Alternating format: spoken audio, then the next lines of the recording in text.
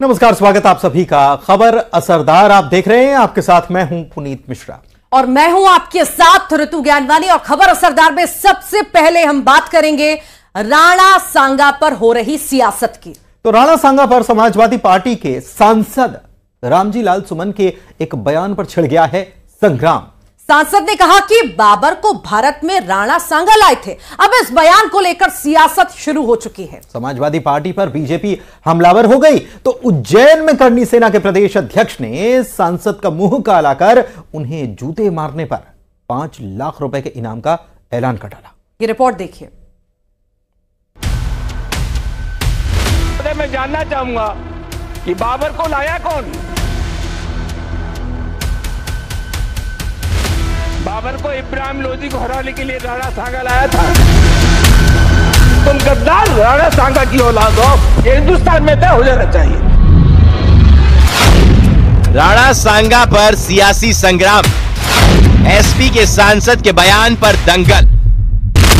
अपनी राजनीतिक चमकाने के लिए इन लोगों की इन नामों की आवश्यकता है जब ये ऐसी बातें कहते हैं। राणा सांगा के वंशज ने दी चुनौती। राज्यसभा में समाजवादी पार्टी के सांसद रामजी लाल सुमन के बयान पर सियासत गर्मा गई है। रामजी लाल सुमन के बयान पर राजस्थान में विरोध शुरू हो गया है। इस बयान के बाद राणा सांगा वंशज सामने आए और समाजवादी पार्टी के सांसद पर अपना गुस्सा दिखाया। वो कह रहे हैं इतना बड़ा नेता बना रहे हैं।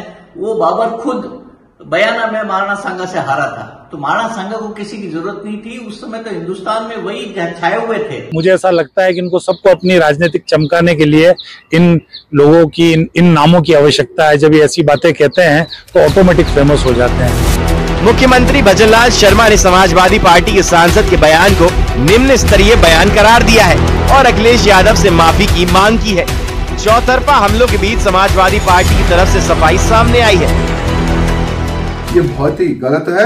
मैं उस राज्यसभा सांसद जो कि बददिमाग कहूंगा, वो तुरंत माफी मांगे इस शब्द को ले लेकर। वो अपनी बात को आगे स्पष्ट जरूर करेंगे कि वो क्या कहना चाहते थे, लेकिन समाजवादी पार्टी इस बात को महसूस करती है, समझती है कि भारतीय जनता पार्टी वो इतिहास की बात करके वर्तमान के जो मुद्दे हैं उनसे जनता का ध्यान बांटना चाहती है। समाजवादी पार्टी के सांसद के बयान का विरोध बीजेपी ने भी किया है। केंद्रीय मंत्री गजेंद्र सिंह शेखावत ने समाजवादी पार्टी के सांसद को अल्प बुद्धि बताया तो कांग्रेस समाजवादी पार्टी के सांसद के बयान के समर्थन में दिखी। भारत के इतिहास की समीक्षा करने वाले आने वाले आज नहीं 1000 साल तक जब कभी भी समीक्षा करेंगे तो कभी बाबर और सांगा दोनों को तुलना करके एक पलड़े में नहीं रख पाएंगे। कुछ तुच्छ बुद्धि और छोटे हृदय के लोग इस तरह के अपने जो है चर्चाएं करते हैं। मुझे लगता है कि इन चर्चाओं के लिए कोई गुंजाइश भी नहीं है। निश्चित तौर से ये भी इतिहास का एक पन्ना है कि बाबर को राणा सांगा ने बुलाया था। औरंगजेब के साथ क्या करना है क्या नहीं करना, इससे भारत के मुसलमान का कोई वास्ता नहीं। अब आपको सुनाते हैं कि समाजवादी पार्टी के सांसद ने राणा सांगा पर क्या बयान दिया था। कि बाबर का डीएनए मुसलमान में है। हिंदुस्तान का मुसलमान तो बाबर को अपना आदर्श मानता नहीं है, वो तो मोहम्मद साहब को अपना आदर्श मानता है, सूफी संतों की परंपरा को अपना आदर्श मानता है। लेकिन सभापति महोदय, मैं जानना चाहूंगा कि बाबर को लाया कौन? बाबर को इब्राहिम लोधी को हराने के लिए राणा सांगा लाया था। तो मुसलमान तो बाबर की औलाद हैं और तुम गद्दार राणा सांगा की औलाद हो, ये हिंदुस्तान में तय हो जाना चाहिए। अगर बाबर की तो आलोचना करते हैं, राणा सांगा की आलोचना नहीं करते। राणा सांगा पर एसपी सांसद के बयान से एमपी में भी बवाल मच गया है। करणी सेना ने सपा सांसद का विरोध करते हुए कहा है कि महाराणा सांगा जैसे महापुरुष का अपमान करना बिल्कुल बर्दाश्त नहीं किया जाएगा। ऐसे लोगों को देश में रहने का हक नहीं है। करणी सेना ने तो सांसद का मुंह काला कर उन्हें जूते मारने पर 5 लाख रुपए के इनाम का ऐलान कर दिया है। तो वहीं बीजेपी ने भी निशाना साधा है। जो भी महानुभाव इसमें इसका मुंह काला करके और जूते मारेंगे, उसे श्री राष्ट्रीय राजपूत करणी सेना के द्वारा 5 लाख रुपए के इनाम से पुरस्कृत किया जाएगा और उनका सम्मान करा जाएगा। देखिए, जिस पार्टी के राष्ट्रीय अध्यक्ष के घर के नाम की प्रेरणा टीपू सुल्तान के नाम से ली गई हो, उसके सांसद की ऐसी बयानबाजी कोई अनोखी बात नहीं है। कांग्रेस पार्टी, इंडी गठबंधन के तमाम समाजवादी पार्टी समेत घटकों ने लगातार इस देश के लिए संघर्ष करने वाले, आताताई शक्तियों से विद्रोह लेने वाले शासकों के प्रति इसी प्रकार की अशिष्टता और इसी प्रकार की अमर्यादित एक सोच का परिचय दिया है, जिसको लेकर के देश की जनता में एक रोष है। राणा सांगा पर समाजवादी पार्टी के सांसद के बयान ने राजनीतिक हलकों में हलचल मचा दी है। बीजेपी, कांग्रेस और विश्व हिंदू परिषद समेत कई संगठनों ने अपनी प्रतिक्रियाएं दी हैं। अब निगाहें समाजवादी पार्टी पर है कि वो अपने सांसद के बयान पर क्या रुख अपनाती है। Bureau report, news 18।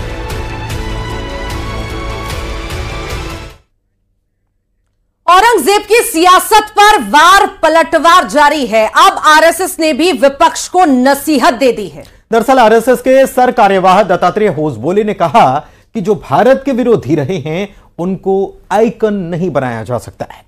Ganga Jamuni तहजीब की बात करने वाले लोग औरंगजेब के भाई द्वारा शिकोह को याद क्यों नहीं करते हैं? उन्होंने कहा कि दारा शिकोह को याद क्यों नहीं किया जाता। वहीं समाजवादी पार्टी ने आरएसएस और बीजेपी को ही इतिहास दोबारा पढ़ने की नसीहत दे डाली है। ये रिपोर्ट देखिए।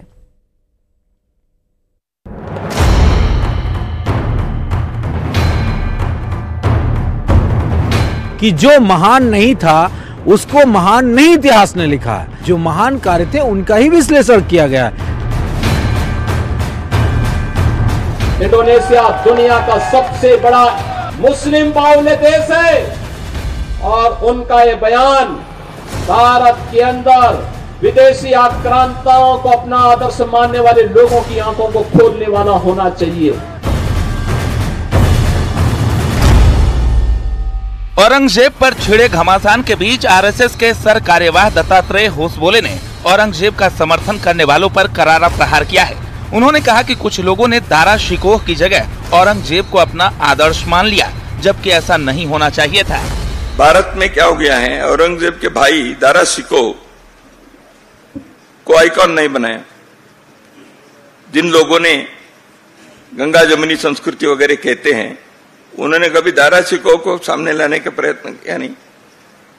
तो इसलिए मुद्दा यह है, भारत में क्या भारत के यहाँ के इथोस के विरुद्ध चले हुए व्यक्ति को उनके नाम से आइकॉन बनाकर चलना है, या भारत के यहाँ के मिट्टी, यहाँ के संस्कृति, यहाँ की परंपरा के साथ जो लोग रहे हैं उनको आइकॉन बनाना है। सीएम योगी ने विदेशी आक्रांताओं के मुद्दे पर बयानबाजी करने वाले विपक्षी नेताओं को इंडोनेशिया के राष्ट्रपति से नसीहत लेने को कहा।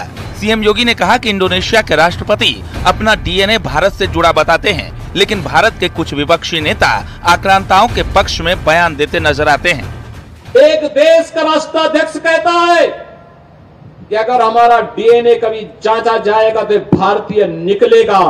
इंडोनेशिया दुनिया का सबसे बड़ा मुस्लिम बाहुल्य देश है और उनका ये बयान भारत के अंदर विदेशी आक्रांताओं को अपना आदर्श मानने वाले लोगों की आंखों को खोलने वाला होना चाहिए।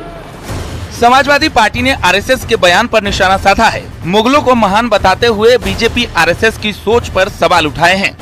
क्या आरएसएस के लोग, बीजेपी के लोगों ने इस बात को नहीं पढ़ा कि जो महान नहीं था उसको महान नहीं इतिहास ने लिखा है। दारा शिकोह हो, अकबर हो या और भी तमाम सारे शासक हों, उनके जो महान कार्य थे उनका ही विश्लेषण किया गया है। ठीक उसी तरह हिंदू राजाओं में भी बहुत सारे राजा हुए, लेकिन जो महान सम्राट अशोक का स्थान है, महान चंद्रगुप्त का स्थान है, वो सभी राजाओं का नहीं है। वहीं बीजेपी ने पलटवार कर कहा कि समाजवादी पार्टी और कांग्रेस की सोच हमेशा सनातन विरोधी ही रही है। आक्रांताओं के लिए इस देश में कोई जगह नहीं है। निश्चित तौर पे हमारे देश में सभी धर्म के लोगों की पहचान है और सभी धर्म के लोगों का सम्मान है, लेकिन जो आक्रांता, लुटेरा, ताताई, दुराचारी और जो भारत का है ही नहीं, उसके लिए भारत में कोई जगह। औरंगजेब पर छिड़ा घमासान थमने का नाम नहीं ले रहा। बीजेपी जहां मुगल आक्रांताओं पर मुखर है, वहीं एसपी कांग्रेस उन्हें महान बताने की दलील दे रही है। Bureau report, news 18।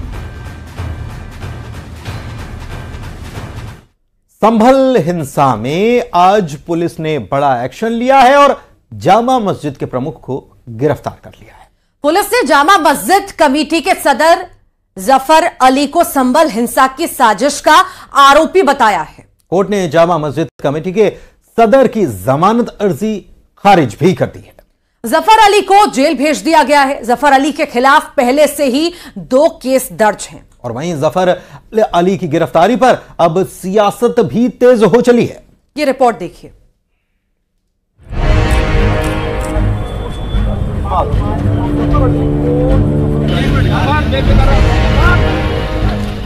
संभल जामा मस्जिद कमेटी के सदर जफर अली को गिरफ्तार कर लिया गया है। पुलिस ने 24 नवंबर को हुई हिंसा के मामले में जफर अली से पूछताछ की, उसके बाद उन्हें गिरफ्तार कर लिया। जी उनकी पोल जो खोल दी पुलिस वालों की, क्यों आपको क्यों लगता है कि कुछ छुट्टा फंसाया गया? मैंने उनकी सच्चाई बता दी ना। एडवोकेट जफर अली संभल की जामा मस्जिद के प्रमुख हैं। सीओ अनुज चौधरी ने बताया कि शांति व्यवस्था के लिए इलाके में भारी पुलिस फोर्स तैनात है। पूर्व से ही ड्यूटियां लगाई गई है, पहले से ही, तो जैसे पहले से लगती आई उसी तरह से आज भी ड्यूटी लगाई। कोई विशेष वो नहीं है, क्योंकि शांति व्यवस्था के लिए पर्याप्त फोर्स पहले भी लगा हुआ था, अब भी है, और शांति पूरी तरह से शांति है। पूछताछ के बाद जामा मस्जिद सदर जफर अली को गिरफ्तार कर लिया गया। वहीं जिस गाड़ी में जफर अली को पुलिस बैठा कर ले गई है, उस गाड़ी के साथ लोगों ने प्रदर्शन करते हुए नारेबाजी की। साथ ही संभल पुलिस के खिलाफ नारेबाजी करते हुए गाड़ी के पीछे भागे। उसमें आज जफर अली जो यहाँ पे जामा मस्जिद के सदर हैं, उनको गिरफ्तार करके जेल भेजा गया है। उनको कल देर रात्रि भी हिरासत में पूछताछ की गई थी, फिर उनको छोड़ दिया गया था अपने धार्मिक क्रियाकलाप करने के लिए, और उसके बाद में आज प्रातः उनसे दोबारा पूछताछ के लिए बुलाया गया और पूछताछ के बाद में उनको गिरफ्तार किया गया। जफर अली का भी कहना है कि संभल में 24 नवंबर को हुई हिंसा से उनका कोई लेना देना नहीं है, पुलिस बेवजह परेशान कर रही है। जफर अली के भाई का कहना है कि संभल में 24 नवंबर को हुई हिंसा से उनका कोई लेना देना नहीं है, पुलिस बेवजह परेशान कर रही है। और क्योंकि उन्हें चुनाव उसमें जो है आयोग के समक्ष कल को बयान देना था, इसी वजह से वो जानबूझकर तो उन्हें जो है जेल भेज रहे हैं। कोई बात नहीं, वो जो उन्होंने जो पीसी में बयान दिया था उससे नहीं हटेंगे। पीसी में बयान दिया था कि पुलिस ने गोली चलाई, वो बयान देंगे पीसी में गोली चलाई है, पुलिस ने ही गोली चलाई थी, पुलिस की गोली से ये लोग मारे गए थे। बीजेपी का कहना है कि संभल में पुलिस प्रशासन की तरफ से कानून व्यवस्था को बेहतर बनाने के लिए एक्शन हो रहा है। ऐसे में लोगों को सहयोग करना चाहिए, न कि विरोध। उनकी एक जरा सी चूक ने पिछले दिनों के हालात कर दिए थे। पथराव हुआ, पुलिस से सीधी मुठभेड़ करने की स्थिति में लोग आ गए और उसका नतीजा ये हुआ कि वहाँ फायरिंग हुई और कई लोग हताहत हुए। ऐसे में जिम्मेदार लोगों को कानून व्यवस्था बनाने के लिए प्रशासन का सहयोग करना चाहिए और जो आने वाले त्यौहार हैं उन्हें पूरी गंभीरता से, पूरी शांतिपूर्वक और पूरे सद्भाव के रूप में मनाने के लिए प्रशासन का पूरा सहयोग करें, ना कि टकराव की स्थिति उत्पन्न करें। संभल में पुलिस ने सुरक्षा सख्त कर दी है और पुलिस सड़कों पर मार्च कर रही है। पुलिस का कहना है कि संभल में सुरक्षा चाक चौबंद है। Bureau report, news 18। बिहार के मुख्यमंत्री नीतीश कुमार की इफ्तार पार्टी का इस बार मुस्लिम संगठनों ने बायकॉट कर दिया है। वक्फ संशोधन बिल के मुद्दे पर जमीयत उलेमाए हिंद और इमारत शरिया ने इसका विरोध दर्ज कराया है।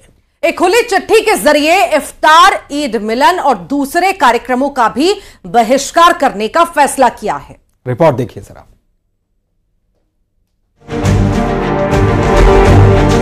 बिहार में दावत की मेज से चुनावी स्टेज तक पहुंचने का एजेंडा सेट हो रहा है। तेजस्वी तो पहले से ही मेहमान बनकर जगह जगह इफ्तार की दावत फरमा रहे थे, लेकिन जैसे ही नीतीश कुमार मेजबान बने तो बवाल हो गया। All India Muslim personal law board समेत 7 मुस्लिम संगठनों ने जेडीयू की इफ्तार पार्टी से दूरी मनाने का फैसला लिया है। बकायदा खुली चिट्ठी में लिखा कि नीतीश ने वक्फ संशोधन बिल का समर्थन किया, अल्पसंख्यकों के अधिकारों की सुरक्षा के वादे को तोड़ा। ऐसे में सद्भावना को दावत से नहीं, ठोस नीति से बढ़ावा मिलेगा। नीतीश सरकार ने मुसलमानों की जायज मांगों को नजरअंदाज किया। नीतीश वक्फ संशोधन बिल को दिया गया समर्थन वापस ले और वक्फ संशोधन बिल कानून बना तो जेडीयू इसकी जिम्मेदार होगी। दावत इफ्तार को इनकार करने वाले मुस्लिम संगठनों को जेडीयू नसीहत दे रही है, जबकि आरजेडी को मौका मिल ही गया। कि ऐसा है कि हम लोग किसी मठाधीशों के चक्कर में नहीं हैं। कोई शंकराचार्य, कोई मठाधीश, कोई इससे हमको कोई मतलब नहीं। हम जनता के लिए काम करते हैं। जनता को देखना है कि मारते सरिया उनका कल्याण कर रहा है या नीतीश कुमार नीति बनाकर मुसलमानों का कल्याण कर रही है। गंगा जमुना तहजीब को खराब करने का प्रयास किया जा रहा है, तो धार्मिक संगठन अपने अपने तरीके से विरोध प्रकट कर रहे हैं। आदरणीय नीतीश कुमार जी का सेकुलरिज्म तो तार तार हो गया, बीजेपी के सामने नतमस्तक है। नीतीश की दावत से मुस्लिम संगठन दूर है, लेकिन तेजस्वी एक के बाद एक दावतों में शरीक हो रहे हैं। टीका टोपी विवाद के बीच तेजस्वी पूर्णिमा में एक और इफ्तार का हिस्सा बने, जहां बीजेपी या जेडीयू की बजाय पप्पू यादव से टक्कर मिली। कि आपके साथ हमारा दल राष्ट्रीय जनता दल और हमारे नेता पिता आदरणीय लालू प्रसाद यादव जी और तेजस्वी आप लोगों के साथ हमेशा खड़ा रहेगा। सत्ता रहे या ना रहे इसकी हमको चिंता नहीं, लेकिन जो विचारधारा हमारी है उससे कोई समझौता हम लोग करने वाले नहीं है। हिंदुस्तान के बाद कितने बार कौन कौन लोग जब चुनाव मौसम आता है तो सभी तरह के पर्व लोगों को याद आ जाता है। चुनाव खत्म होते ही लोग भूल जाएंगे दीपावली, होली, रामनवमी, भूल जाएंगे लोग छठ, भूल जाएंगे रोजा। कभी सीमांचल में आप सुने थे कभी कोई रोजेदार बाहर से आके करता है, चुनाव नहीं हो तो कोई ना आवे। इफ्तार की दावतों के बीच बीजेपी लगातार टीका टोपी विवाद के बहाने तेजस्वी को घेर रही है। यार हमको इस सबसे कोई लेना देना नहीं है, जिसको रखना है रखे। तेजस्वी की तरह मन हो टिक्का मिटा दे, टोपी पहने, जिसको मन हो तो करे। इफ्तार को सियासी तौर पर भुनाने की कोशिश सालों से होती रही है, लेकिन लगता है बीजेपी के साथ ने इस बार नीतीश की इफ्तार की तस्वीर बदल दी है।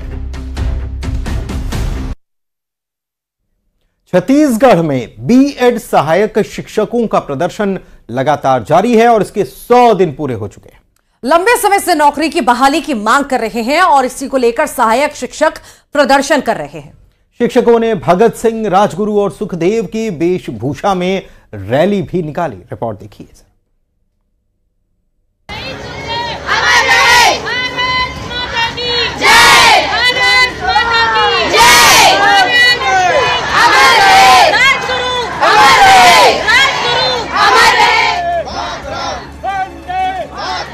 भगत सिंह, सुखदेव सिंह और राजगुरु की वेशभूषा में ये जो लोग रैली निकाल रहे हैं, ये कोई और नहीं बल्कि अपनी बहाली की मांग को लेकर प्रदर्शन कर रहे हैं। ये बीएड के सहायक शिक्षक हैं, जिन्हें नौकरी से बर्खास्त कर दिया गया था, जिसके बाद से लगातार प्रदर्शन कर रहे हैं। बता दें कि छत्तीसगढ़ में नौकरी से बर्खास्त किए जाने के बाद से बीएड सहायक शिक्षकों का प्रदर्शन थमने का नाम ही नहीं ले रहा है। बीएड सहायक शिक्षक नौकरी बहाली को लेकर प्रदर्शन कर रहे हैं। वहीं इस दौरान प्रदर्शनकारियों का क्या कहना है वो भी सुनिए। युवा हैं सारे के सारे, फिर भी हम गांधीवादी विचारधाराओं का सम्मान करते हुए, सरकार का सम्मान करते हुए 100 दिन तक शांतिपूर्ण प्रकार से प्रदर्शन किया है। लेकिन अब नहीं, अब हम भगत सिंह, राजगुरु, सुखदेव और चंद्रशेखर आजाद के पद चिन्हों पर चल के अपना काम करेंगे। इसके दोषी हम नहीं है, सरकार है। दंडवत प्रणाम किया और नाना प्रकार से हम सरकार को, जो सोई हुई सरकार है, उसको जगाने का प्रयास कर रहे हैं। लेकिन अभी तक 100 दिन तक हमारा आंदोलन चला, अभी तक हमसे बातचीत करने नहीं आया। आज हमें रोड में लाकर फेंक दिया और विजय शर्मा जी बोलते हैं कि ये कांग्रेस की गलती है। मैं पूछना चाहता हूं कि आप सरकार का काम होता है गलती गिनाना नहीं होता। सरकार का काम होता है गलती को सुधारना और उस गलती को सुधार कर हमको न्याय दे। 3 महीनों से शांतिपूर्ण आंदोलन करने के बाद भी जब उनकी मांगों पर सरकार की ओर से कोई ठोस कार्रवाई नहीं हुई, तो प्रभावित शिक्षकों ने मुख्यमंत्री विष्णुदेव साय और मंत्रिमंडल के सदस्यों को अपने खून से लिखे पत्र भेजकर न्याय की गुहार लगाई। बता दें कि नौकरी छूटने के बाद से ही प्रभावित शिक्षक लगातार आंदोलन कर रहे हैं। मेरे परिवार वाले सिर्फ ये कहते हैं मैम कि आपकी गलती नहीं है तो आपको न्याय लेकर के ही आना है।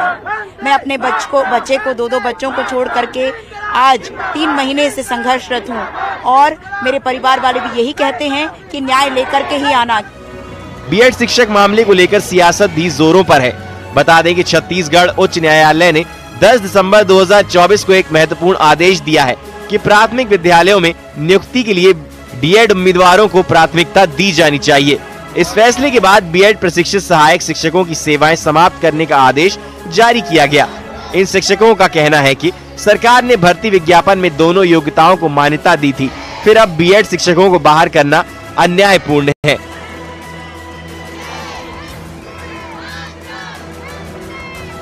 Bureau report, news 18।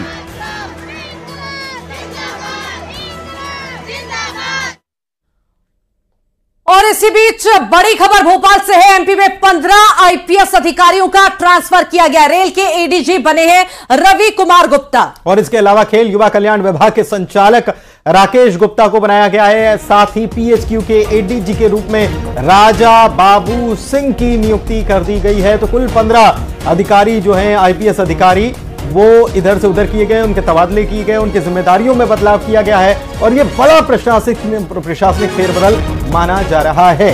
तो वहीं अगर रीवा की बात करें तो रीवा जोन के आईजी बने हैं गौरव राजपूत। लोकायुक्त के प्रभारी महानिदेशक बने हैं योगेश देशमुख। तो ये बड़ा बदलाव किया गया है। 15 आईपीएस अधिकारियों का ट्रांसफर किया गया है, इधर से उधर इन्हें ट्रांसफर किया गया है। तो ये प्रशासनिक फेरबदल ये लगातार चलता रहता है। और इसी बीच 15 आईपीएस अधिकारियों का ट्रांसफर। रेल के एडीजी रवि कुमार गुप्ता बनाए गए हैं। खेल युवा कल्याण के विभाग के संचालक राकेश गुप्ता बनाए गए हैं। शिवकांत हमारे सहयोगी हमारे साथ फोन लाइन पर जुड़े हुए हैं, उनसे बात करते हैं। शिवकांत, 15 आईपीएस अधिकारियों का तबादला, एक बड़ी लिस्ट आ गई, क्या मायने इस लिस्ट के? जी हाँ, बिल्कुल पुनीत, 15 आईपीएस के तबादले हुए हैं। सबसे बड़ी बात यह है, लोकायुक्त से जयदीप प्रसाद का तबादला कर दिया गया है और उनके जगह पर योगेश देशमुख को अब प्रभार दिया गया है लोकायुक्त का। इसके साथ ही आर के गुप्ता को एडीजी रेल बनाया गया है। संजीव समी एडीजी टेलीकॉम होंगे। एक प्रकार से देखा जा सकता है ये बड़ा बदलाव है और प्रशासनिक जो है कसावट लगातार जारी है सरकार की। सबसे बड़ा मामला तो लोकायुक्त को देखते आ रहा है, जहां पर कई बार अभी कार्रवाई भी लगातार चल रही है। इसको देखकर कहीं न कहीं ये कह सकते हैं हम कि जहां जहां भी लूप होल्स दिखाई दे रहे हैं सरकार को, वहां पर मजबूती करने का काम कर रही है। दूसरा, चंचल शेखर को एडीजी ऐसे बनाया गया है। जगदीश प्रसाद को लोकायुक्त से हटाकर एडीजी एससीआरबी बनाया गया है। जी, और चंबल से भी राजा बाबू सिंह को ले आए हैं वो। बहुत शुक्रिया आपका इस खबर पर जानकारी देने के लिए। जस्टिस यशवंत वर्मा कैश कांड मामले में रोजाना नए खुलासे होते जा रहे हैं। घर में लगी आग से जुड़ा वीडियो सामने आने के बाद इस कांड में कोहराम मचा है। रिपोर्ट दिखाते हैं आपको।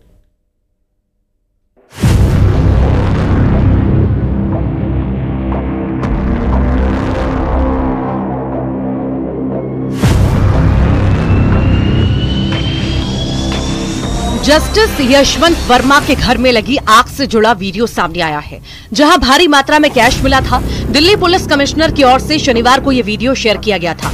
वीडियो ऐसे समय में सामने आया जब दिल्ली हाईकोर्ट के मुख्य न्यायाधीश डीके उपाध्याय ने जस्टिस यशवंत वर्मा के सरकारी आवास से नकदी मिलने के मामले में भारत के चीफ जस्टिस संजीव खन्ना को एक रिपोर्ट सौंप दी है। जस्टिस उपाध्याय ने घटना के संबंध में साक्ष्य और जानकारी एकत्रित करने की आंतरिक जांच प्रक्रिया शुरू की थी और इसी दौरान जस्टिस वर्मा के घर के अंदर का वीडियो सामने आया, जिसमें जले हुए नोटों के बंडल दिखाई दिए हैं। सर, हम यही इसी सर्कल में काम करते हैं, तो यहाँ रोड पे जो कूड़ा उठाते हैं। अच्छा, ये अभी यहाँ पे आपने सफाई करी तो आपको क्या मिला, क्या देखा? सर, वो 4-5 दिन पहले यहाँ सफाई कर रहे थे, हम वो ढेर उठा रहे थे कूड़े का, तो उसमें जला हुआ कुछ सामान था। उसमें 500 के नोट थे जले हुए, वो छोटे छोटे टुकड़े थे उसमें। अच्छा, अभी भी आपको मिले हैं पैसे? नहीं सर, ये उसी दिन के हैं जब हमने सफाई करी थी। अभी हाँ, 1-2 टुकड़े मिले हैं बस। पैसे के नोट थे वो? हाँ, नोट 500 का जला हुआ नोट था। यही नहीं, सुप्रीम कोर्ट को सौंपी गई रिपोर्ट भी प्रकाशित कर दी गई है। दिल्ली हाई कोर्ट के चीफ जस्टिस की रिपोर्ट में गहरी जांच की सिफारिश की गई और मामले से जुड़े दस्तावेज भी वेबसाइट पर डाले गए हैं। दिल्ली हाई कोर्ट के जज यशवंत वर्मा के बंगले में आग लगने से एक बड़ा खुलासा हुआ था, जिसमें उनके घर से भारी मात्रा में कैश बरामद हुआ था। और इस मामले से जुड़ी एक और बड़ी खबर आई। दिल्ली हाई कोर्ट के जज यशवंत वर्मा पर लगे आरोपों की जांच के लिए CJI ने 3 जजों की एक समिति बनाई है। इसमें पंजाब और हरियाणा उच्च न्यायालय के मुख्य न्यायाधीश, जस्टिस, हिमाचल प्रदेश उच्च न्यायालय के मुख्य न्यायाधीश और कर्नाटक हाई कोर्ट की न्यायाधीश शामिल हैं। यही नहीं, सुप्रीम कोर्ट ने जज यशवंत वर्मा का नाम रोस्टर से हटा दिया है और जांच जारी रहते तक जज यशवंत वर्मा कोई न्यायिक कामकाज नहीं कर पाएंगे। फायर के मुताबिक उन्हें घर से आग बुझाने के दौरान कुछ जले हुए नोट मिले और उसके बाद अगले दिन जो दिल्ली हाई कोर्ट के चीफ जस्टिस हैं, उन्होंने चीफ जस्टिस ऑफ इंडिया को यह बताया कि दिल्ली पुलिस कमिश्नर ने एक वीडियो साझा किया है जिसमें बोरे के अंदर इस घर से जले हुए नोट मिले हैं। उसके बाद कल सुप्रीम कोर्ट ने इस पूरी घटना की जानकारी सार्वजनिक की एक प्रेस नोट के जरिए और उसके बाद 3 सदस्यों की जजों की एक इंक्वायरी कमेटी बना दी गई है जो इस पूरे मामले की जांच करेगी और जस्टिस वर्मा जिनके घर से नोट बरामद हुए हैं उन्हें फिलहाल अभी कोई काम नहीं दिया गया है, वो अपना कोई सरकारी काम नहीं करेंगे। वहीं इस मामले में जस्टिस यशवंत वर्मा का भी बयान सामने आया। उन्होंने खुद पर लगे आरोपों को सिरे से खारिज कर दिया और इसे अपने खिलाफ साजिश बता दिया। जस्टिस वर्मा का कहना है कि कथित रूप से बरामद कैश से उनका कोई लेना देना नहीं है और ये उनके खिलाफ रची गई साजिश है। जस्टिस यशवंत वर्मा के इन दलीलों को दिल्ली हाई कोर्ट के चीफ जस्टिस DK उपाध्याय ने खारिज किया है और आग की घटना के अगले दिन मलबा हटाए जाने को चिंताजनक बताया है। सुप्रीम कोर्ट और दिल्ली हाई कोर्ट के चीफ जस्टिस ने जस्टिस यशवंत वर्मा से सवाल पूछा है कि 15 मार्च की सुबह पैसा किसने हटाया और इस पूरे मामले को लेकर न्यायपालिका और जांच एजेंसियों की नजरें टिकी हुई हैं। Bureau report, news 18।